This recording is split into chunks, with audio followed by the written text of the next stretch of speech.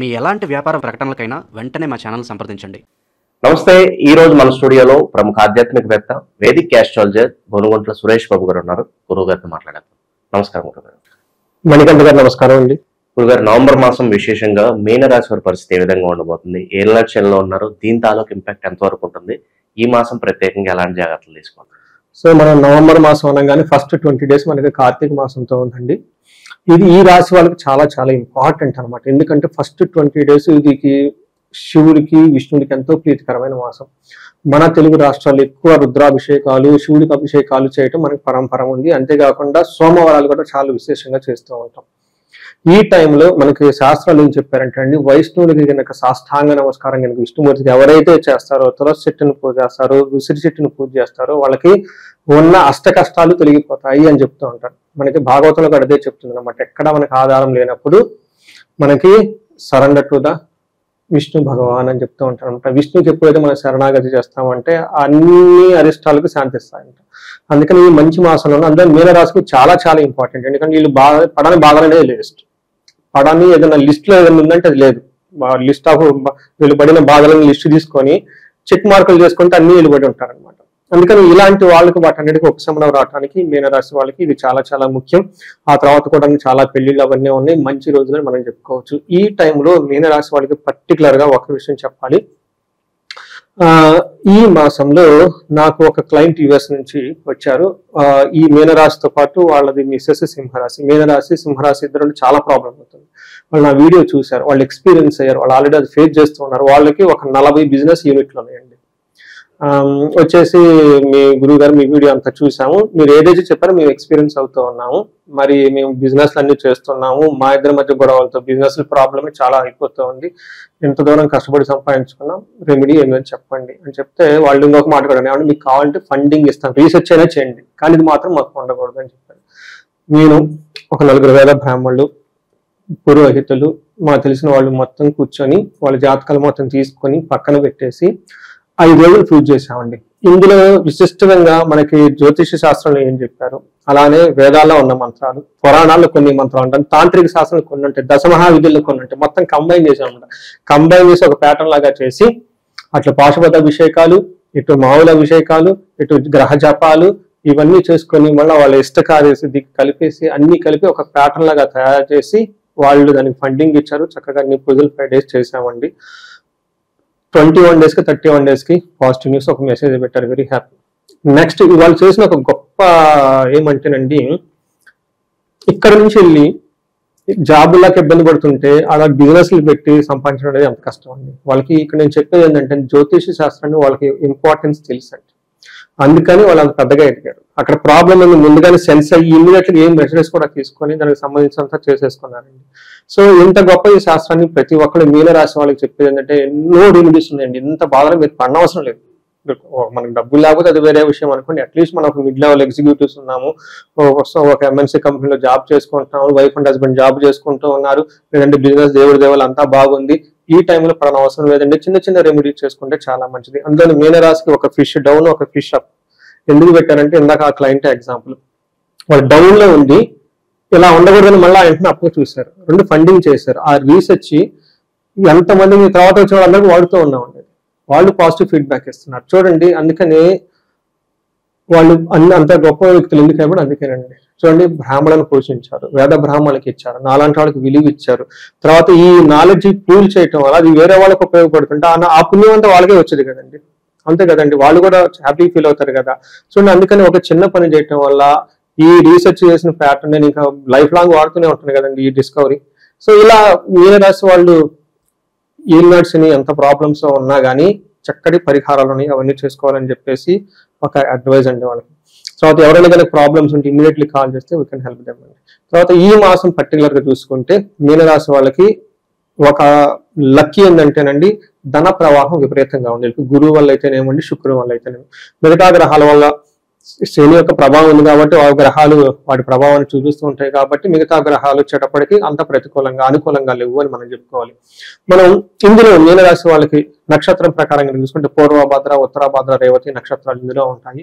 గ్రహాలు వచ్చేటప్పటికి గురు గ్రహము, తర్వాత బుధ, శుక్ర, కుజ, బుధ, సూర్య గ్రహాలన్నీ 5 గ్రహాల యొక్క ఇంపాక్ట్ వీళ్ళ మీద ఉంది.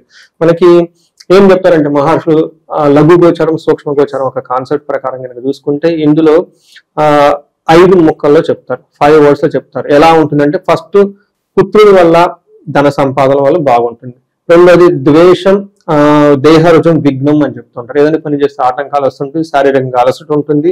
తర్వాత ఇలా చుట్టూ వాతావరణం అంతా ద్వేషపూరితంగా ఉంటుంది అని మనకు సంస్కృతంలో మన మహర్షులు చెప్పారండి.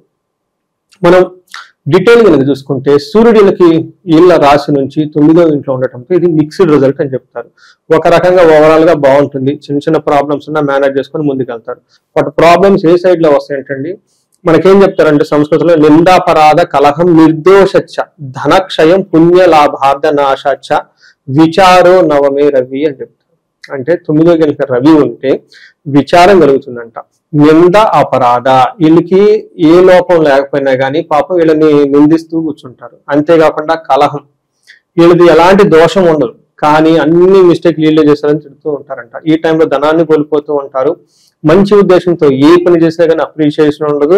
తర్వాత విచారం విపరీతంగా ఉంటుంది అని మనకి చెప్తూ ఉంటారు. అయితే కుజుడు కూడా వీళ్ళకి 9వ ఇంట్లో ఉండటంతో ఇంకా ప్రాబ్లమ్స్ క్రియేట్ అయిపోతూ ఉంటుంది. దీంట్లో పర్టికులర్ ఫాదర్ రిలేటెడ్ ప్రాబ్లం ఉంటుంది.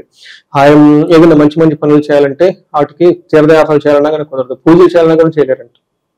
చూడండి కర్మ అంటే అంత స్ట్రాంగ్ గా ఉంటుంది వాళ్ళకి. నేను మంచి చేయాలనుకుంటున్నాను కానీ చేయలేను. నేను ఉదయాన్నే లెగిసి మెడిటేషన్ చేద్దాం అనుకుంటాను కానీ చేయలేను, తిరుపతి వెళ్దాం అనుకుంటాను వెళ్ళలేను, కార్తీక మాసం అని తెలుసు చేయలేను. ఈ టైపు పరిస్థితులకు ఎక్కువగా ఉంటుంది. అంతేకాకుండా మనకి కుజుడు 9వ ఇంట్లో అంటే అశనాచ ధనశూన్యం శోషణం దేహపీడనం అని చెప్తారు. అంతేకాని స్థాన నాశనం విరోధచ్చ నవమస్తే ధారాసుతే భవేత్ అంటారు. ఈ టైంలో మీనరాశి వాళ్ళకి నేను బిగినింగ్ నుంచి చెప్తుంటాను, ₹1 మీరు జేబులోంచి తీసి ఖర్చు పెట్టే ముందు 1000 సార్లు ఆలోచించండి. ₹1 పోయింది, ఒకటి పోయింది, దాన్ని అసలు ఇంకా తిరిగి రాదు. వీటన్నిటికంటే ముందు ముఖ్యంగా డబ్బులు పోతుంది. ఆ డబ్బులు ఎవరికైతే ఇచ్చారో మీ గురించి 100 రకాల నెగిటివ్ బయట ప్రచారం చేసేస్తారు. ఇది మీనరాశి వాళ్ళకి ఆల్రెడీ లాస్ట్ 1 year మీద జరుగుతుంది. ఇంకా వచ్చే 5-6 months ఖచ్చితంగా జరుగుతుంది కాబట్టి కొంచెం జాగ్రత్తగా ఉండాలి.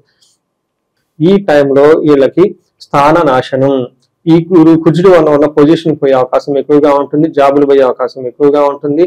కొంతమంది ప్రాజెక్టులు కంప్లీట్ అయిపోయేసి బయటకు వచ్చే అవకాశం ఎక్కువగా ఉంటుంది. కంపెనీలో ఉన్నామో తెలవదు, పోయామో తెలవదు. ఈ టైపు ప్రాబ్లమ్స్ ఎక్కువగా ఉంటుంది. విచారకరంగా ఉంటారు. ఈ టైంలో వీళ్ళు సరిగ్గా దేహ శోషణం, శరీరాన్ని సరిగ్గా కేర్ తీసుకోరు, శరీరం అంతా ఎండిపోతుంది, సరిగ్గా భోజనం చేయలేరు, భోజనం చేయాలన్న ఆలోచన కూడా ఉండదు, భోజనం చేయడానికి కూడా కూర్చొని స్థిమితంగా భోజనం చేయనట్టుగా ఉంటుంది. ఈ టైంలో విపరీతంగా ఖర్చు ఉంటుంది, శత్రు బాధ పెరిగిపోతూ ఉంటుంది. అయితే మీనరాశి వాళ్ళకి శుక్రుడు చాలా మంచి ఉపశమనాన్ని తీసుకొస్తున్నాడు, చాలా స్ట్రెంగ్త్ ఇస్తున్నారు. గురు శుక్రుడు ఈ రాశి వాళ్ళకి చాలా బాగా ఉపయోగం చేస్తున్నారు. ఇందులో శుక్రుడు కనుక చూసుకుంటే దుఃఖనాశం, మహాసౌఖ్యం, బంధుమిత్ర సమాగమ, రాజదర్శనం, అర్ధ ప్రాప్తి, నవమస్తే భృగునందని అని చెప్తారు. ఈ టైంలో వీళ్ళకి ఎంత దుఃఖం ఉన్నా కానీ ఆ దుఃఖం అంతా పోయి ఏదో ఒక విధంగా మళ్ళీ నార్మల్ అయ్యే అవకాశం ఎక్కువగా ఉంటుంది. సౌఖ్యంగా ఉంటారు, కంఫర్టబుల్ గా ఉంటారు, బంధువులతోటి మిత్రులతోటి చక్కగా కలిసి సమావేశాలన్నీ చేసుకుంటూ ఉంటారు. ఈ టైంలో హైయర్ అఫీషియల్ కలుస్తారు. పొలిటీషియన్లు అయితే హైయర్ పోస్టుల గురించి ట్రై చేస్తూ ఉంటారు. ఇంతేకాకుండా ఎవరైనా ప్రమోషన్స్ రావాలంటే ప్రమోషన్ గురించి ట్రై చేస్తూ ఉంటారు. ఈ టైంలో ధనం వచ్చే అవకాశం కూడా విపరీతంగా ఉంది అని చెప్పుకోవాలి. ఓవరాల్ గా టైం కనుక చూసుకుంటే మంచి ఫుడ్ తింటూ చక్కగా హ్యాపీగా ఉంటారు. శుక్రుడు వీళ్ళని చాలా విధాలు కాపాడుతూ ఉన్నారని మనం చెప్పుకోవాలి. బాగా ఇబ్బంది పడుతున్న గ్రహం కుజుడు. ఇక నక్షత్రాల పరిస్థితికి వస్తే ఈ రాశిలో ఏ నక్షత్రాలు ఉంటాయి, ఈ నెల వాళ్ళకి ఎలా ఉండబోతుంది? సో నక్షత్రం ప్రకారం పూర్వభాద్ర, ఉత్తరాభాద్ర, రేవతి నక్షత్రాలు చూసుకుంటే కొంచెం వీళ్ళకి టఫ్ గానే ఉంది, ఛాలెంజింగ్ గా ఉందని మనం చెప్పుకోవాలి. ఒకటి పూర్వభాద్ర నక్షత్రం వాళ్ళకి వస్త్ర లాభము, పార్టీలకి లేదంటే మనకి జ్యువెలరీ, బట్టలు ఇవన్నీ కొనుక్కునే అవకాశం ఎక్కువ. కానీ పరవాసము, ఉన్న ప్లేస్ లో నుంచి దూర ప్రదేశాలు వెళ్ళి అక్కడ నివాసం ఉండే అవకాశం ఎక్కువగా ఉంటుంది. ట్రాన్స్ఫర్ అవటం కానివ్వండి, ఫారిన్ వెళ్ళటం కానివ్వండి, ఫారిన్ రిలేటెడ్ వ్యవహారాలు చేయడంలో వీళ్ళకి అవకాశం ఎక్కువగా ఉంటుంది. వీళ్ళు కొన్ని కారణాల వల్ల ఆరోగ్యం బాగుండదు, ధనానికి ఇబ్బంది పెడుతూ ఉంటారు, తర్వాత అతిగా భయపడుతూ ఉంటారు, విపరీతమైన భయం పడుతూ ఉంటారు. అసలు ఎలా ఉంటుంది ఏంటి ఫ్యూచర్ ఈ టైంలో. అందుకని దీన్ని కొంచెం జాగ్రత్తగా ఉండటం ఎంతైనా అవసరం. ఉత్తరాభాద్ర వాళ్ళకి అగైన్ దరిద్రము, అతి భయము, పరవాసము, రోగము, వస్త్రలాభము చూపిస్తుంది. అంటే ఎక్కువగా నెగిటివ్ గానే ఉన్నాయి, జాగ్రత్తగా ఉండాలి. రేవతి నక్షత్రం వాళ్ళకి రాజ్య లాభము, ప్రమోషన్స్ వచ్చే అవకాశం ఎక్కువగా ఉంది. ఫారిన్ రిలేటెడ్ ట్రాన్సాక్షన్స్ కానీ ఏదైనా చేస్తే కలిసి వచ్చే అవకాశం ఉంది. కానీ రోగము, దరిద్రము అతివయము చూపిస్తుంది. ఇక్కడ దరిద్రము అంటే మనం మాట్లాడేది కాదండి, ఫైనాన్షియల్ గా క్రైసిస్ ఉంటుందని చెప్పుకోవాలి. హెల్త్ కాంప్లికేషన్స్ ఉండే అవకాశం ఎక్కువగా ఉంది. సో ఈ రాశి వాళ్ళకి కొంచెం ఛాలెంజింగ్ గా ఉంది. ఉత్తరాభాద్ర రేవతి నక్షత్రం వాళ్ళకి గాయాలు అయ్యే అవకాశం ఎక్కువగా ఉంది. మీ చేత్తో మీ కళ్ళతో మీ బ్లడ్ ని మీరే చూసుకునే అవకాశం ఎక్కువగా ఉంది. చిన్న పేపర్ కట్ కానివ్వండి, పెద్దదైనా అయి ఉండొచ్చు. కొంచెం ఇంకా ఇండివిజువల్ గా వీళ్ళకి దశలు అవన్నీ సరిగా లేకపోతే ఇంకా కలామిటీ జరిగే అవకాశం ఎక్కువగా ఉంది. వీళ్ళు అత్యంత ఇంపార్టెంట్ గా హై ప్రయారిటీ తోటి ఒకసారి కన్సల్టేషన్ తీసుకొని సేఫ్ గార్డ్ కోసం ఏమేమి చేయాలో చేస్తే చక్కగా వీళ్ళు హ్యాపీగా ఉండొచ్చు. ఉన్న తీవ్రతలన్నీ తగ్గించుకొని ముందుకెళ్ళిపోవచ్చు. ఇంత పెద్ద బాధలు పడిన అవసరం లేదని చెప్పుకోవచ్చు. పరిహారాల విషయానికి వస్తే అత్యవసర పరిహారం అంటే ఏం చెప్తారు? ఎటువంటి దైవారాధన బాగా అవసరం అంటారు? ఫస్ట్ ముఖ్యంగా వీళ్ళకి శని పాశుపత అభిషేకం చేయించుకోవాలి. శనికి సంపూర్ణ శాంతి పూజలు చేయించుకోవాలి. శనికి అధిష్టాన దేవత దక్షిణ కాళీ అమ్మవారు కాబట్టి మంత్రం చాలి. ఇది చూడండి, ఇదంతా నాకు మీనరాశి వాళ్ళు రీసెర్చ్ చేసిన జ్ఞానం. I really appreciate. ఒక ఫిష్ డౌన్ ఒక ఫిష్ అప్ ఎందుకు ఉంటుందంటే అది ఆ ఇంట్రాక్షన్ నాకు రియల్ లైఫ్ లో ఒక ఎగ్జాంపుల్ దొరికింది అనమాట. వాళ్ళు ఎలా చేశారు చూడండి. అందుకని వాళ్ళకి అవి ప్యాటర్న్ లో చేసాం కాబట్టి వచ్చిన వాళ్ళకంతా ఈ ప్యాటర్న్ లో చేస్తే చాలా వరకు తీవ్రతలు తగ్గిపోతూ ఉంటుంది. ఇవి కాకుండా జనరల్ గా ప్రతి ఒక్కళ్ళు ప్రతి సమస్యకి ఒక పాశుపత అభిషేకం ఉందండి. మన తెలుగు వాళ్ళకి పాశుపత అభిషేకం చాలా పవర్ఫుల్ గా చేస్తాయి. ఈ టైంలో రుద్రాభిషేకము, రుద్ర పూజలు చేయించుకుంటే ఎంత ప్రాబ్లం ఉన్నా పోతుందండి. శివుడికి సంబంధించిన ఆలయాల్లో చేయండి. ఇంటికి సంబంధించిన ఒక 2-3 వేద పండితులను బ్రాహ్మణోత్తములను పిలిపించుకొని వాళ్ళ చేత అభిషేకాలు చేయించుకొని మంత్ర ఘోష చేయించుకొని వేద ఆశీర్వాదం చేయించుకుంటే ఎలాంటి ప్రాబ్లమ్స్ ఉన్నాయి కానీ తగ్గిపోతుందండి. భార్యాభర్తల మధ్య లేదంటే పార్ట్నర్స్ మధ్య సయోధ్యత పెరుగుతుందండి. ఇది చాలా ఇంపార్టెంట్ గా ఈ టైంలో చేయాల్సింది. జనరల్ గా మనం వనభోజనాలకు ఎక్కువ వెళ్తూ ఉంటాం. ఎన్ని ప్రాబ్లమ్స్ ఉన్నా వీటికి అటెండ్ అవ్వటం ఖచ్చితంగా చేయండి. ఈ టైంలో చేస్తే చాలా బాగా కలిసి వస్తుంది. ఇంకా ఏదైనా కనుక ఈ టైంలో బిజినెస్ లో క్రైసిస్ ఉన్న మేము స్వర్ణలక్ష్మి విశేష హోమం చేస్తూ ఉంటాము. చాలా మంచి రిజల్ట్ వచ్చేసింది. భార్యాభర్తల మధ్య గొడవ ఉంటే మనకి ఇది విశ్వావసు గంధర్వరాజ హోమము, అన్యోన్య దాంపత్య పాశుపత అభిషేకము, ఇలా ఎన్ని సమస్యలు ఉన్నా కానివ్వండి, ఎన్ని క్రైసిస్లు ఉన్న రిలేషన్షిప్ ఇష్యూ చాలా మందికి ఉంటుంటాయి. రిపీటెడ్ ప్యాటర్న్స్ గా అయ్యే ఈ టైంలో ఎక్కువ ఉంటాయి. ఈ టైంలో ఎవరికైనా కాలసర్ప దోషం ఉంది, ఇది ఉంటే ఇంకా క్రైసిస్ లోకి వెళ్ళిపోతారు. జన్మజాతకంలో కాలసర్ప దోషం ఉంది, ఏలినాటి శని ఉంది, అది ఏమవుతుంది శాండ్విచ్ అయిపోతారు పాపం. ఇలాంటి వాటికి ఏమైనా కాలసర్ప దోషాలు ఉన్నా కానీ, త్రిపిండి దోషాలు ఉన్నా కానీ నవనాగు మండలం వేసి పూజలు చేస్తే ఆ దోషాలన్నీ పోతాయండి. సో ఇలాంటి వాటికి సంబంధించి ఎలాంటి క్లారిటీ ఉన్నా ముందు జ్యోతిషం చెక్ చేయించుకుంటే మనకు అర్థమవుతుంది ఎంత ఇంటెన్సిటీ ఉంది ఏంటి అని చెప్పేసి. సో ఈ రాశి వాళ్ళకి ఎంత శని ఉన్నా కానీ ఈ టైంలో అష్టైశ్వర్యాలు వాళ్ళకి కలగాలి, భోగభాగ్యాలు కలగాలని చెప్పేసి మనం కోరుకున్నామండి. సో ఓవరాల్ గా మీనరాశి వాళ్ళందరికీ కూడా ముందు రాబోయే కాలం అంతా మంచి జరగాలి మనస్ఫూర్తి కోరుకున్నాం. ధన్యవాదాలు. నమస్తే.